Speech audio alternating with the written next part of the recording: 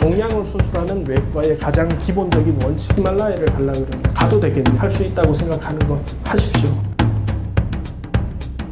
다들 아시다시피, 입원하셨던 분들은 다들 아시다시피 보통 한 6시, 6시 반 그때 출근을 해서 밤에 10시, 11시 퇴근 때까지 쳇바퀴 돌듯이 계속 도는 게 저희가 사는 일상이라 실제로 입원해 있을 때 또는 외래에서는 이런 시간을 가지고 얘기할 수 있는 기회가 그렇게 흔하지 않습니다. 그래서 오늘 간단히 먼저 좀 설명을 드릴 거고요. 이게 대표적인 그런 내용들이죠. 대표적인 내용들을 설명을 드리고 각자 개개인이 궁금하셨던 것도 말씀을 드리고 그렇게 하겠습니다. 담도라는 거는 간에서 만들어진 담즙을 실어 나르는 길이라고 생각하시면 되고요. 담도 자체가 뭔가 만들어내는 건 없습니다. 담도는 길입니다. 실어 나르는 길. 그래서 간 안에 나뭇가지처럼, 제가 그런 설명을 많이 드리는데, 간 안에 나뭇가지처럼 펼쳐져 있는 부분이 간 내의 담도가 되고요. 그 다음에 간 바깥으로 튀어나와 있는 게 간 외의 담도, 그리고 거기에 중간에 하나 붙어 있는 게 담낭, 그렇게 됩니다. 그래서 간 외의 담도가 제일 구조가 다시 좀 생각해 봐야 될 부분인데, 간 외의 담도는 다시 간문부 담관, 간문부 담도, 그 다음 원위부 담도, 그렇게 크게 두 가지로 또 나눌 수 있어요. 그 다음은 췌장이고요. 췌장은 다양한 소화 효소하고 호르몬을 분비한다고 되어 있는데, 우리가 흔히 알고 있는 췌장암이라는 건, 아까 담도가 제가 길이라고 말씀드렸죠. 췌장도 마찬가지입니다. 췌장도 실제로 우리가 집중하는 건 췌장에 있는 살에 집중을 하는데, 췌장이라는 장기를 이루는, 쉽게 얘기하면 살이죠. 살에 집중을 하는데, 췌장암이 생기는 거는 그 췌장의 살이 만들어낸 호르몬이나 호르몬은 아니죠. 소화 효소를 실어 나르는 그 길에서 생기는 암이 흔히 생각하는 췌장암이에요. 그래서 결국은 그 길도 지가 만드는 건 없거든요. 그래서 그 길에서 생기는 게 췌장암이 됩니다. 그래서 그렇지만 결국 췌장암 수술을 하게 되면 췌장이 절제가 되니까 그만큼의 췌장살이 떨어져 나가는 거고, 그만큼의 기능을 잃어버릴 수밖에 없는 게 되겠죠. 그래서 췌장은 여러 신문지상이나 인터넷이나 찾아보실 수 있겠지만, 복부에서 제일 깊은 등 쪽에 위치하고 있는 장기고, 그래서 주변에 많은 신경조직, 그 다음 림프조직 이런 것들이 있어서 초기부터 잘 퍼져나가는, 그리고 쉽게 찾을 수 없는, 잘 찾아지지 않는 그런 성질이 있어서 특히나 조기 진단이 어려운 걸로 되어 있습니다. 그럼 다음 슬라이드 좀 보여주십시오. 그래서 사람 배를 열어보면 이렇게 보여요. 위가 앞쪽에 있고, 그 다음에 위와 12지장으로 여기 보이는 게 췌장의 머리입니다. 여기 보이는 게 췌장의 머리고, 위에 뒤편으로 췌장의 몸통꼬리가 가게 되는 거죠. 저렇게 돼 있고, 그거를 이제 위를 걷어냈다고 생각을 하면 이렇게 보이거든요. 그래서 제가 췌장으로 저한테 수술 받으신 분한테는 제가 이런 설명은 잘 안 드리고, 담도암으로 수술 받으신 분들한테는 나뭇가지, 나무줄기 이런 설명을 많이 드리는데요. 정말로 그렇습니다. 그래서 실제로는 담도계라는 표현을 영어로 바꿔서 얘기할 때 빌리어리 트랙이라고도 얘기하지만 빌리어리 트리라고 얘기하기도 합니다. 정말로 저렇게 생겼어요. 그래서 나뭇잎에 해당하는 게 간세포입니다. 간의 살이죠. 간의 살. 그리고 나뭇가지에 해당하는 게 담도거든요. 아까 말씀드린 대로 췌장도 가지가 있고 거기에 나뭇잎이 달려 있는 건데, 그 나뭇잎에 해당하는 췌장살에서 생긴 종양하고 그 나뭇가지에 해당하는 췌장관에 생긴 종양이 성질이 다릅니다. 여기 계시는 분들 중에 신경내분비 종양으로 수술 받으신 분이 계실 텐데요. 그거는 췌장이라는 그 나무의 나뭇잎에 생긴 종양이에요. 그래서 췌장이라는 나무의 나뭇가지에 생긴 일반적인 췌장암과는 서로 진행하는 양상이 다릅니다. 간도 마찬가지예요. 나뭇잎에 생기는 암은 간세포암이라 그래서 흔히 사람들이 얘기하는 간암이고요. 조 안에 있는 자잘한 나뭇가지에서 생기면 생겨있기는 간 안에 생겨있지만 간 안에 있는 담도암이 됩니다. 네, 서로 다른 겁니다. 이 엄마 뱃속에서 처음 정자와 난자가 만나서 수정이 되고 세포 하나가 돼서 분열을 하면서 우리 몸에 각종 장기를 만들어내는데 그 시작점이 다른 세포예요. 그래서 약에 대한 반응도 다르고 수술을 해야 되는 원칙도 달라집니다. 거기에 따라서. 그래서 이제 담도계라고 한다 그러면 간에 나뭇잎에 해당하는 간 사이사이에 간 내 담도가 쭉 다 있고요. 그 나뭇가지들이 모여서 Y자로 크게 모이는 저 부분이 간 문부라고 부르는 부분이고, 거기에서 아래로 내려가면 원위부 담도, 원위부 담관이 됩니다. 원위부 담관은 나무 뿌리가 땅에 박히듯이 췌장의 머리 속으로 담도가 박혀 있어요. 그래서 원위부 담관암인데 췌장을 자르는 수술을 해야 되는 거고, 췌장암처럼 근위부 담관암, 저 간 내 담관암인데 그 안에 있는 나뭇가지만 쑥 뽑을 수는 없는 일이지 않습니까? 나뭇가지가 없으면 어차피 나뭇잎은 다 죽게 돼 있기 때문에 저쪽 나뭇가지를 쳐야 되는 거거든요. 그래서 나는 간 내 담관암이라고 들었는데 간을 자르는 거예요. 수술은 마치 간을 자르는 걸로 생각이 되실 겁니다. 그래서 저런 이유로 간 내 담관암인데도 간을 자르고, 원위부 담관암이라는데 췌장 머리를 자르는 겁니다. 그래서 보시면 이게 췌장이고, 거기에 주변에 같이 췌장과 같이 있는 장기들 12지장이 췌장 머리를 둘러싸고 있고, 그 다음에 담도가 췌장 머리에 박혀 있고 담낭이 매달려 있습니다. 이 주변에 이 지금 표시되어 있는 이 12지장과 췌장 머리, 그 다음 담도의 아래쪽 부분에 피를 공급하는 혈관이 같은 혈관이에요. 그래서 12지장 이 부분에 암이 생기던, 아니면 이 부분에 암이 생기건, 원위부 담관에 암이 생기건 간에 이 주변을 잘라내게 되면, 이 주변을 먹여 살리는 혈관을 자르게 되면 이거가 다 죽는 거죠. 피를 못 받아서. 그래서 수술이 똑같이 최12지장 절제술이라고 얘기하는 췌장의 머리와 12지장 전체 담도, 담낭을 같이 자르는 수술을 원위부 담관암, 췌장암, 팽대부암, 그리고 팽대부 주위 12지장암에서 동일한 수술을 하게 됩니다. 근데 그거는 그림상 동일하다는 거고요. 사람 뱃속은 사람마다 다 다릅니다. 그래서 사람마다 수술은 다 조금씩 다르게 돼 있고, 질병마다 췌장 머리에 암이 생겼을 때, 담도에 암이 생겼을 때, 12지장에 생겼을 때, 팽대부에 생겼을 때 우리가 같이 절제해내야 되는 림프절의 범위도 또 다 다릅니다. 그래서 큰 범위의 수술명은 같지만 결국 해야 되는 수술은 환자분들마다 다 달라요. 그래서 제가 이번에 계셨던 분들은 아시겠지만, 제가 옆에 분하고 수술이 같냐고 여쭤보시면 크게는 비슷하지만 같지 않다고 제가 대답을 하죠. 그래서 환자분들마다 다 다릅니다. 그래서 제일 궁금하시는 질문지를 봐도 제일 많이들 궁금해 하시는 그런 기능인데요. 췌장이 하는 내분비 기능과 외분비 기능이라는 게 있습니다. 그래서 쉽게는 우리가 먹은 탄수화물과 단백질, 지방을 소화시키는데 굉장히 큰 역할을 하는 게 췌장, 담도, 12지장입니다. 결국 우리가 먹는 거는 다 탄수화물, 지방, 단백질 3개죠. 근데 그거 3개를 소화시키는데 가장 중요한 역할을 하는 세 장기, 담도, 췌장, 12지장이 수술을 하면 다 없어지죠. 그래서 수술을 하기 전에, 최근에 수술 받으신 분들은 제가 그렇게 말씀드리는데, 수술하시고 밥 좀 먹겠다 하시려면 6개월 정도 걸리실 거라고. 그 없어진 상황에 적응하는데 그 정도의 시간이 걸리더라고요. 네. 그래서 이전에는 이런 데 크게 초점을 맞추지 못했어요. 왜냐하면 이 수술 자체의 합병증, 이 수술로 인한 사망률 이런 것들이 워낙 높았던 수술이라 그 이후의 상황에 대해서 초점을 맞출 여력이 없었습니다. 우리도 그랬고 병원 전체도 그렇고 우리나라뿐만이 아니라 전 세계에 이쪽을 하시는 선생님들이 다 그랬죠. 근데 한 최근 15년, 10년 내에 성적이 급격히 좋아지기 시작했어요.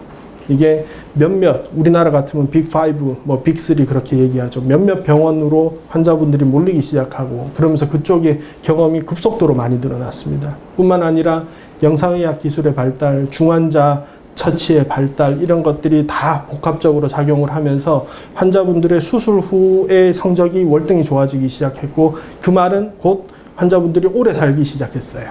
그러면서 이제 드디어 이 수술 후에 저런 기능이 없어짐으로 해서, 또는 저런 기능이 줄어들므로 인해서 생기는 문제들에 대해서 다들 관심을 갖고 이제 연구를 시작을 하고 있는데, 그 결과가 아직 나오려면 시간이 한참 걸릴 겁니다. 그러면 많은 분들이 그러시죠. 내가 암은 저기 있는데 왜 나는 췌장 머리에 암이 있는데 왜 12지장하고 담도 하고 담낭까지 다 잘라야 되냐고. 그 아까운 거 제일 많이들 아까워하시는 게 쓸개예요. 쓸개, 담낭. 아까워하시는데 그 쓸개는 정말 아까워하실 거 없고요. 암 수술의 원칙, 예전에 100년 전 이 수술 저희가 하는 최12지장 절제술이라는 수술은 이제 100년 정도의 역사를 갖고 있습니다. 그 전에는 암이 있을 때 그 암만 도려 팠어요. 그랬더니 피도 철철 나고 췌장액이 줄줄 새고 그러다가 결국 그 주변에 암이 또 생기면서 그 과정을 그 출혈이나 감염이나 췌액 누출이라는 그런 여러 가지 합병증을 버티고 살아남은 사람도 조만간 또 생겨서 죽더라는 거죠. 그 주변에. 그래서 생긴 게 외과 종양학이라는 게 생겼고요. 요 빨간 게 암이라고 치면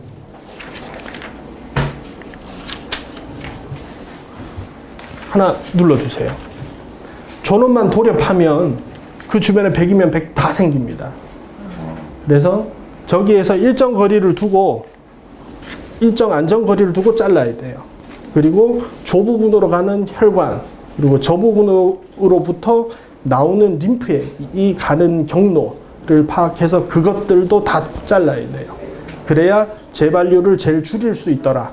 그 부분에서 재발률을 제일 줄일 수 있더라는 게 외과 종양학, 종양을 수술하는 외과의 가장 기본적인 원칙입니다.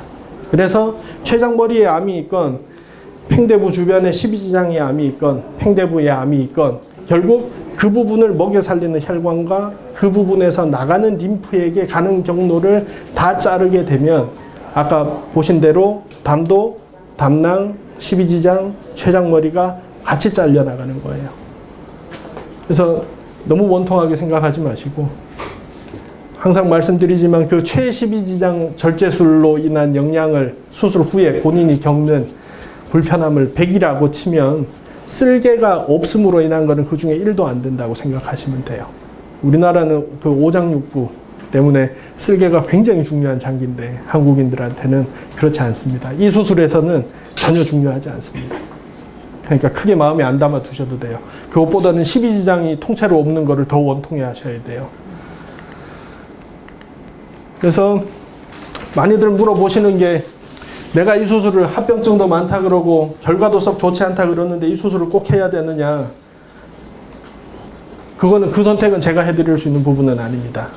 저한테 물어보셨던 분들도 여기 많이 계시는데요. 그거는 본인이 삶에 대해서 가지고 있는 생각에 따른 결정이기 때문에 그 결정을 제가 대신 내려드릴 수 있는 사람은 아니고요. 이 선택은 대부분의 경우에 있어서 이 담도 췌장암으로 수술하시는 경우에는 선택의 여지가 별로 없습니다. 안 하면 다른 길은 딱 정해져 있어요. 그렇기 때문에 불가피한 선택입니다. 그 불가피한 선택이라는 거 그리고 굉장히 파괴적인 수술이거든요. 아까 보셨듯이 탄수화물, 지방, 단백질을 소화시키고 흡수하는 데 있어서 가장 중요한 부분들이 다 절제가 돼서 나가고 그 일을 대신하도록 길을 만들어주고 나온다고 저희들이 표현은 하지만 없어진 부분을 완전히 대체할 수는 없어요. 없어진 부분은 없어진 부분입니다.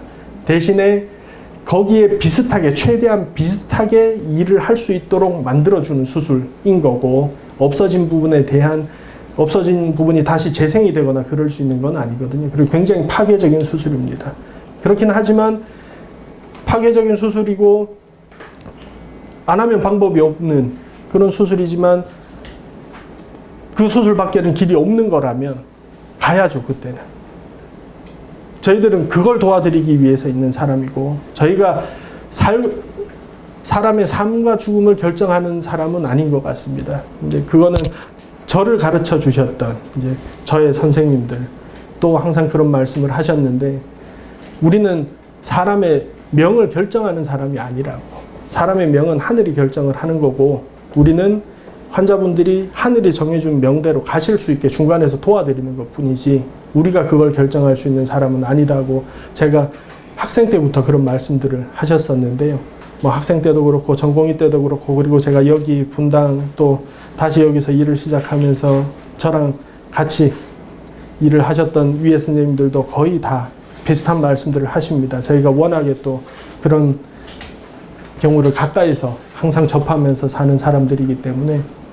그래서 제가 이 다음부터 말씀드릴 내용은 우리가 선택하는 이 수술을 선택이라고 얘기는 하지만 대부분은 선택의 여지가 없습니다.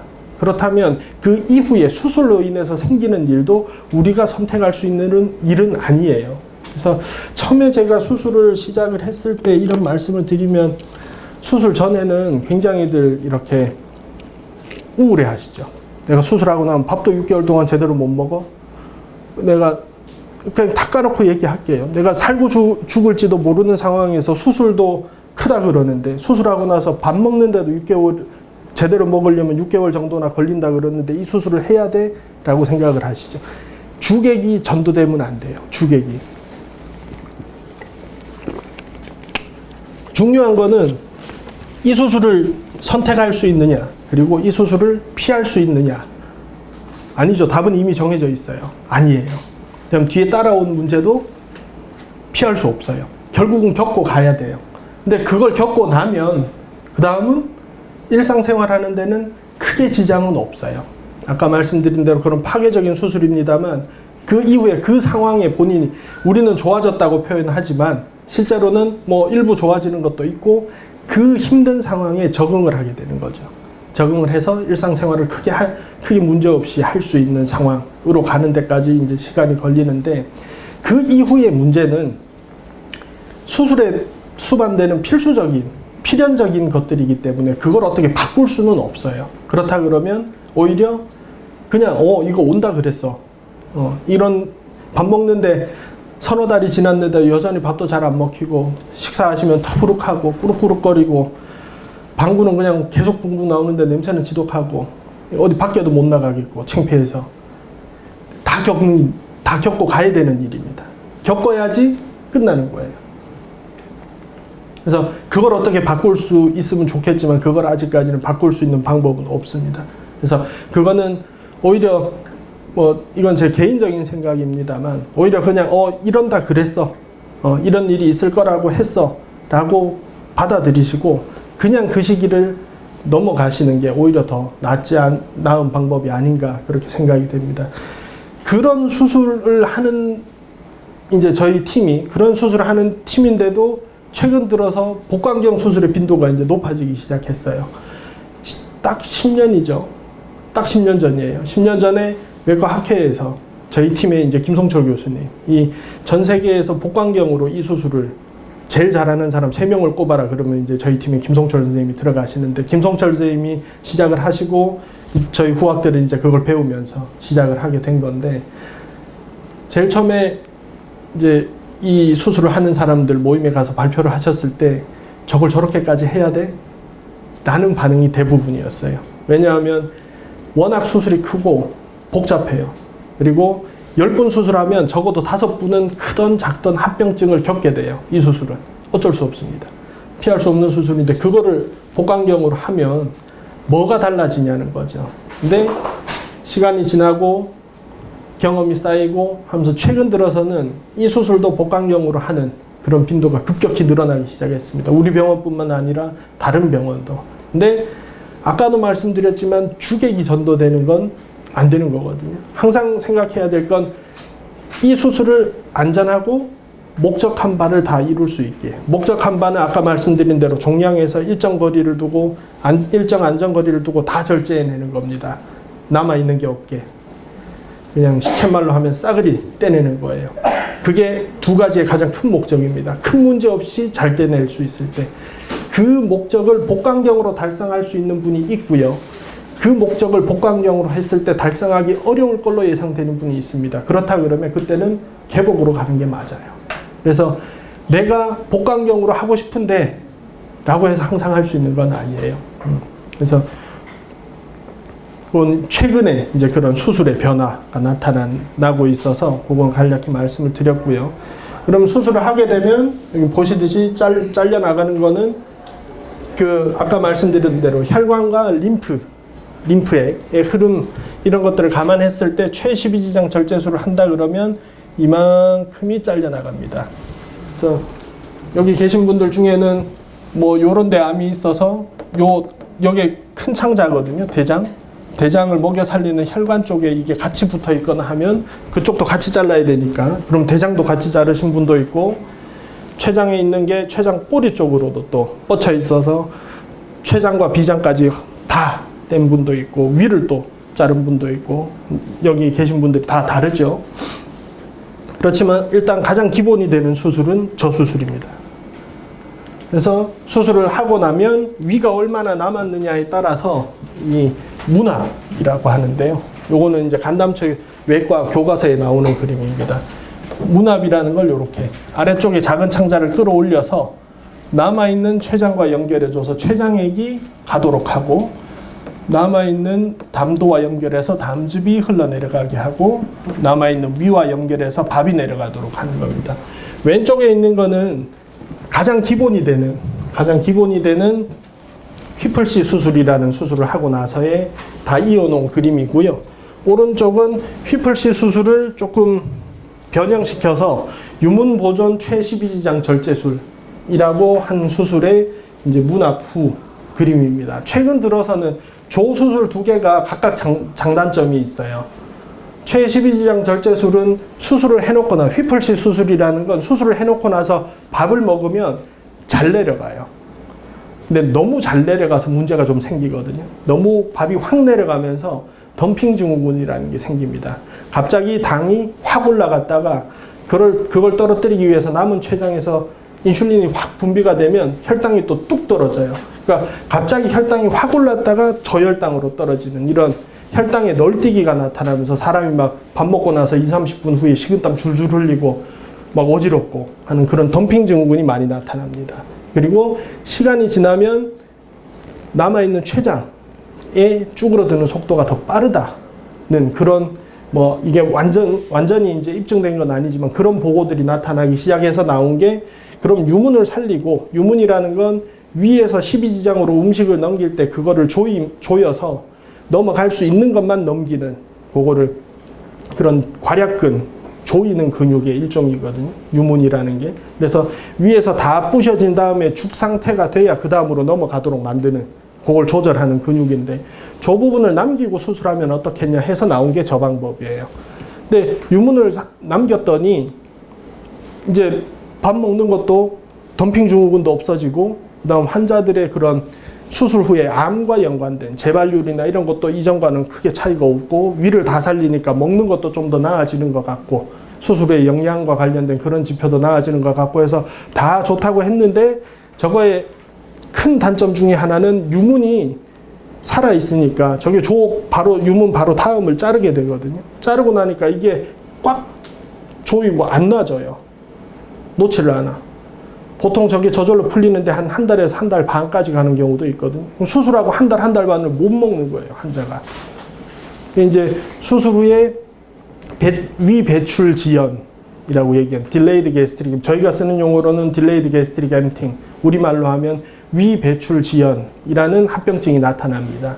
근데 그게 빈도가 높게 보고되는 센터는 한 20%, 저희 병원 같으면 5% 미만이지만 10분 중에 100분 수술하면 5분, 6분은 거의 한 달 가까이 콧줄 꽂고 제대로 못 드시는 거예요. 그래서 최근 들어서는 요 두 개의 절충 형태, 유문은 잘라내지만 위는 거의 다 보존하는 형태의 수술을 시도를 하고 있습니다. 그래서 지금까지 결과는 큰 차이는 없는 걸로 생각이 되는데요. 아직까지는 차이가 있다 없다를 보기에는 시간이 좀 더 필요해서, 그래서 그런 형태의 수술까지도 최근에는 시행을 하고 있습니다.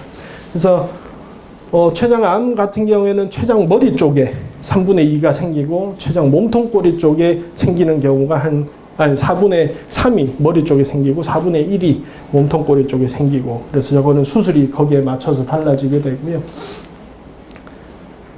원위체 절제술은 저렇게 췌장의 몸통꼬리 부분을 절제하는 수술이 되고, 그래서 지금까지 이제 뭐 이것저것 제일 기본적인 해부학, 내가 받은 수술이 어디를 얼마만큼 잘라내는 수술이고 그로 인해서 어떤 문제가 있고 한 거에 대해서 좀 생각해 보실 수 있게 말씀을 드렸고, 마지막 요 세 가지는 지금까지 제가 말씀드린 거를 다 세 줄로 줄이면 저렇게 됩니다.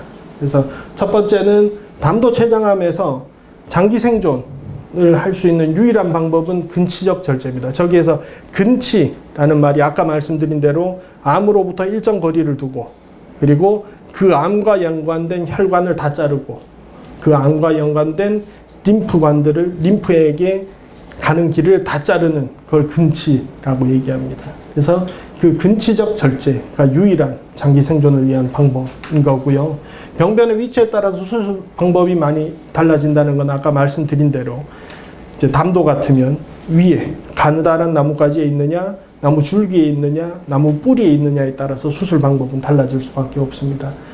그래서 최근 들어서는 복강경 절제를 시도해보는 경우가 점차 늘고 있어서 통증이 적고 회복이 빠른 그런 장점이 있긴 하지만 어디까지나 두 가지: 환자의 안전하게 수술을 끝낼 수 있느냐, 두 번째는 종양학적으로 문제가 없느냐, 종양학적으로 같은 수술을 할 수 있느냐는 전제가 확보된 다음에 그 다음에 복강경을 도입해서 수술 통증이 적고 회복이 빨라지는 걸 도모할 수 있는 그런 거죠. 그래서 가능한 경우가 있고 아닌 경우가 있고 그렇다고 알아두시면 되고, 수술 후의 치료는 지금 지난 10년 동안도 굉장히 많이 달라졌습니다. 특히 항암 치료가 지난 10년 동안 급격하게 변하고 있고요. 거기에 따라서 생존율이 확실히 좋아지고 있다는 것을 저희는 몸으로 느끼고 있을 만큼, 그래서 수술 후에 힘드신 거 너무 잘 알죠. 매일 보는데요. 그렇지만 해야 될 때 시작해야 돼요. 그것도 항암 치료도 때가 있어서 수술 후에 항암 치료의 시기를 놓치면 그 다음에는 한 것과 안 한 것에 큰 차이가 없다고 봐야 되는 그런 상황이 될 수도 있습니다. 그래서 힘들지만 해야 될 때는 하는 그런 게 필요합니다. 자, 오늘 제일 많이 나올 질문인데요. 질문에 대해서 미리 제가 전처치를 하는 겁니다. 합병증이 없는 수술은 있겠습니까? 없겠습니까? 합병증이 없는 수술은 없습니다. 그리고 제가 하는, 그리고 여러분들이 받으신 수술은 합병증의 발생 비율이 높은 수술입니다. 그래서 췌장 절제술과 관련된 합병증이 목록을 적자면 수십 가지인데요. 그 중에 발생 빈도는 보통 저 정도로 생각을 합니다. 근데 저거는 퍼센트 또는 비율이라는 건 제가 저한테 그런 거 여쭤보시죠. 내가 이 병기면 얼마를 살 수 있냐? 아니면 재발할 확률이 얼마냐를 저한테 물어보신 분들이 있는데 제가 거의 똑같이 대답했을 겁니다. 그 확률은 우리한테 중요한 겁니다. 환자분한테는 저런 합병증이 생기거나 안 생기거나 둘 중에 하나밖에 없어요. 합병증이 50%만 나한테 생기지 않아요. 그냥 생기거나 안 생기거나 둘 중에 하나지. 생존도 마찬가지입니다. 재발도 마찬가지예요. 생기거나 안 생기거나. 그래서 안 생기도록 할 수 있다면 그 방법을 다 하는 게, 힘들어도 다 하는 게 맞다고 생각을 합니다. 그래서 이 수술을 하고 나면 저희가 하는 간담체 다 마찬가지입니다만 합병증의 발생 빈도가 워낙 높고 그다음 다양하고 또 때로는 중한 그런 합병증이 생기기도 합니다만, 그렇다 하더라도 거기에 대해서 저희가 할 수 있는 방법을 다 써서 조치를 할 거고, 하고 있었고 지금도 하고 있고 앞으로도 할 거기 때문에 불가피한 선택이라면 가는 거죠. 갈 수 있을 때. 네, 이상입니다.